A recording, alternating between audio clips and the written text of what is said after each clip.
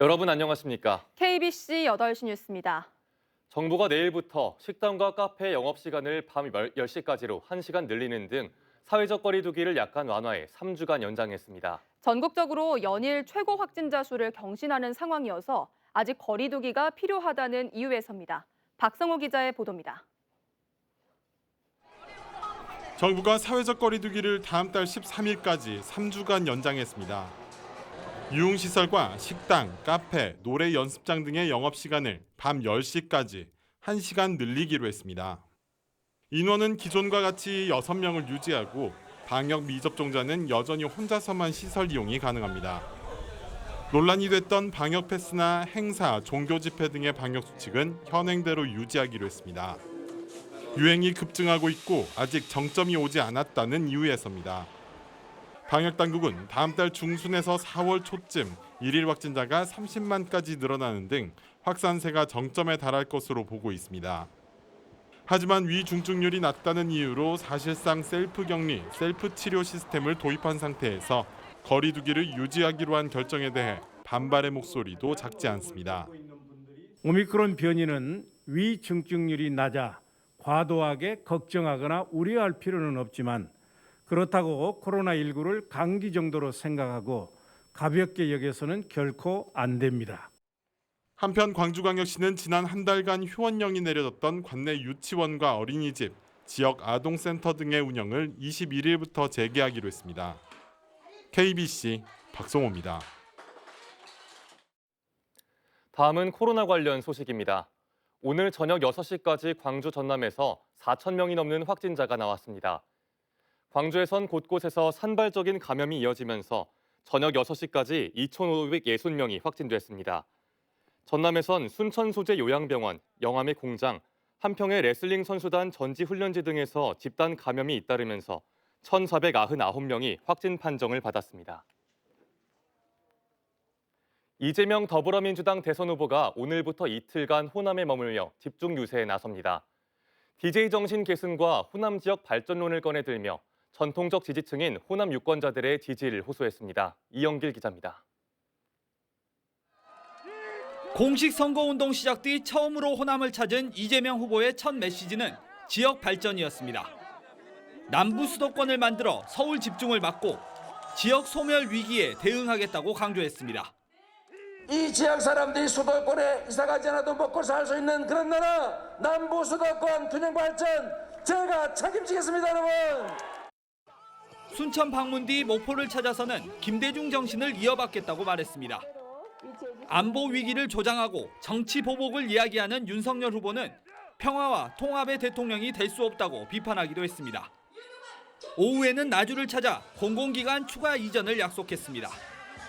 곧바로 이전을 완료할 수는 없지만 정부를 구성하면 1년 내에 이전을 결정하겠다고 말했습니다. 재정적인 투자는 물론이고 권한도 배분하고 산업이나 공공기관 배치해서 확실하게 이재명이 책임지겠습니다, 여러분. 저녁 시간에는 광주를 찾아 시민들을 만나며 대한민국과 광주가 이뤄낸 민주공화국을 지키는 대통령이 되겠다고 강조했습니다. 이재명 후보는 내일 전북으로 이동해 1박 2일간의 호남 집중 유세 일정을 마무리할 예정입니다. KBC 이영길입니다. KBC와 전남대 정책대학원이 실시한 광주 전남 기초지자체 평가에서 신안군은 단체장과 지방의회, 공무원 역량평가에서 모두 1위를 차지했습니다. 섬관광, 신재생 에너지의 메카로 불리는 신안군의 비결을 이동근 기자가 알려드립니다. 인구 3만 8천 명의 신안군은 전국에서 가장 많은 섬을 보유하고 있어 이른바 천사의 섬으로 불립니다. 천혜의 자연자원을 간직한 신안군은 청정 농수산물의 보고이기도 합니다. 활발한 연륙 연도교 사업을 통해 접근성이 개선됐고 섬마다 특색 있는 색깔을 입히고 꽃을 심어 사계절 꽃피는 섬으로 탈바꿈시켰습니다. 작은 섬 반올박지도는 보랏빛 퍼플섬으로 조성해 유네스코 최우수 관광마을로 지정돼 전 세계의 우수성을 뽐냈고 갯벌도 유네스코 자연유산에 당당히 이름을 올렸습니다. 해상풍력과 태양광 등 신재생 에너지 사업을 통해 개발 이익을 주민들과 공유하는 이른바 햇빛연금, 바람연금을 통해 주민 소득에도 기여하고 있습니다. 실질적으로 주민들한테 소득이 연결되어 가지고 아주 만족스럽게 생각을 하고 있습니다. 또한 관광지도요, 여러 곳 어떤 볼거리를 만들어서 주민들이 많이 참여하고 또 외부에서 이용객들이 많이 참여하고 있습니다. 주민들의 높은 행정 만족도는 이번 평가에서 여실히 나타났습니다.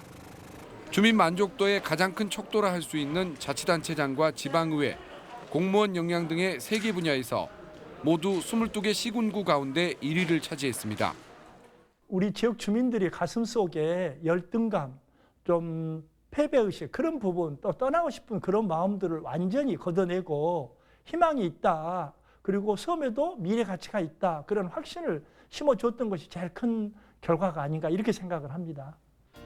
낙후와 소외의 땅에서 해양 관광과 신재생 에너지 메카로 탈바꿈한 신안군은 가고 싶고 살고 싶은 섬으로 주목받고 있습니다. KBC 이동근입니다. 오는 6월 1일 광주 지역 지방선거에 출마 예정인 진보당 후보들이 광주 정치를 바꾸겠다고 밝혔습니다. 진보당 김주업 광주광역시장 후보와 시구의원 출마 예정자들은 오늘 광주시 의회 앞에서 기자회견을 열고 대한민국 정치 1번지 광주가 삼류 정치도시로 전락해가고 있다며 이같이 말했습니다. 이들은 촛불로 적폐 대통령을 탄핵하고 새로운 대통령을 뽑고 나서 일 똑바로 하라고 국회도 지방 권력도 다 미뤄졌는데 현재 결과는 적폐 세력의 완벽한 부활이라고 덧붙였습니다. 국민의힘 광주 선거대책위원회가 송정 5일 시장에서 집중 유세를 열며 지지를 호소했습니다. 송기석 국민의힘 광주 선대위원장은 실제 일부 여론조사에서 호남에서 국민의힘이 30% 넘는 지지율을 기록하기도 했다며 호남에서의 지지를 바탕으로 정권 교체를 이뤄내자고 강조했습니다. 윤석열 국민의힘 대선 후보는 경북 지역 등을 돌며 공정과 상식이 통하는 법치의 대한민국을 만들겠다고 강조했습니다. 광주 전남 지역에는 오늘 밤부터 비 또는 눈이 내리겠습니다. 비는 오늘 밤 남해안에서 시작돼 내일 새벽부터 광주 전남 대부분 지역으로 확대되겠고 일부 지역에서는 눈이 내리는 곳도 있겠습니다. 내일 오전까지 예상 적설량은 1cm, 예상 강수량은 5mm 미만입니다. 내일 아침 최저 기온은 광주 0도, 나주 영하 2도, 목포 영하 1도 등 영하 3도에서 영상 3도 사이의 분포를 보이며 평년과 비슷하겠습니다. 여천 NCC 폭발 사고와 관련한 경찰 수사가 속도를 내고 있습니다. 전남경찰청 전담수사팀은 여천 NCC와 협력업체, 영진기술 관계자 등 14명을 조사하고 업무상 과실치상 혐의로 여천 NCC 현장 책임자에 이어 영진기술 현장 책임자 등 2명을 추가 입건했습니다. 경찰은 사고의 원인을 밝혀내기 위해 폭발한 열 교환기 일부 부품을 국과수로 보내 정밀 감정에 나섰으며 앞으로 압수물 분석 등을 통해 혐의자를 추가 입건할 계획입니다. 여천 NCC 폭발 사고와 관련해 민관합동조사단 구성을 요구하는 노동계 목소리가 커지고 있습니다. 여수국가산단 여천 NCC 폭발사고 대책위원회는 오늘 오전 고용노동부 광주고용노동청 앞에서 기자회견을 열고 사고 원인 규명과 재발 방지 대책 마련을 위한 민관합동조사단 구성을 강하게 요구했습니다. 이어 오후에는 여천 NCC 3공장 앞에서 결의대회를 갖고 경찰과 노동부의 철저한 수사와 책임자 처벌을 촉구했습니다.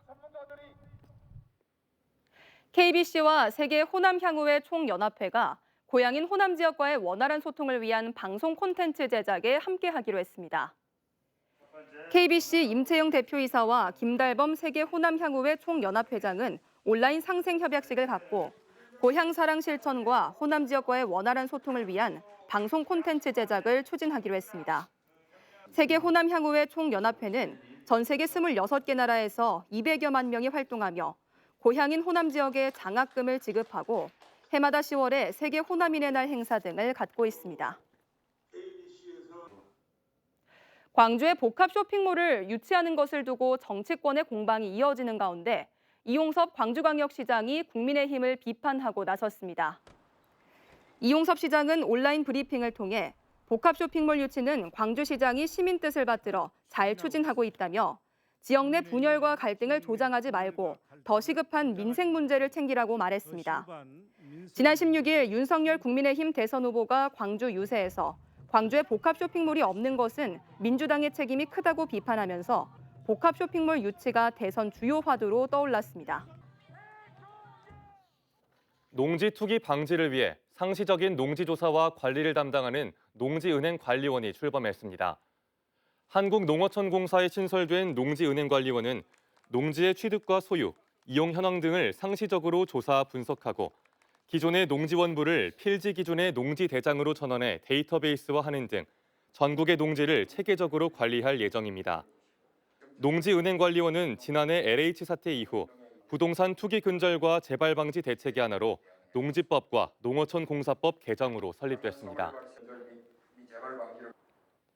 오늘 낮 12시 48분쯤 나주의 한 교차로에서 1톤 트럭이 운행 중이던 시내버스 옆면을 들이받아 5명이 중경상을 입었습니다. 트럭 운전자가 중상을 입었으며 버스에 타고 있던 운전자와 승객 등 4명도 부상을 당해 병원으로 옮겨졌습니다. 경찰은 정확한 사고 경위를 조사하고 있습니다. 전남 여수와 강원도 양양을 잇는 항공편이 추앙했습니다.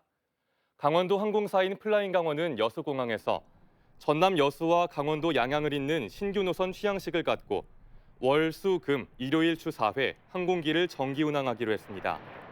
여수공항은 코로나19 여파로 국내선 노선이 운항을 중단한 상황에서도 지난해 112만 명이 다녀가 전국 공항 가운데 유일하게 이용객 수가 전년 대비 70% 넘게 증가했습니다. 전라남도 교육청이 초등학교 저학년의 기초 학력을 높이기 위해 전담교사를 확대하기로 했습니다. 전라남도 교육청은 2020년 첫 해 전담교사 40명을 선정한 데 이어 지난해에는 48명으로 늘렸고 올해는 50명으로 확대합니다.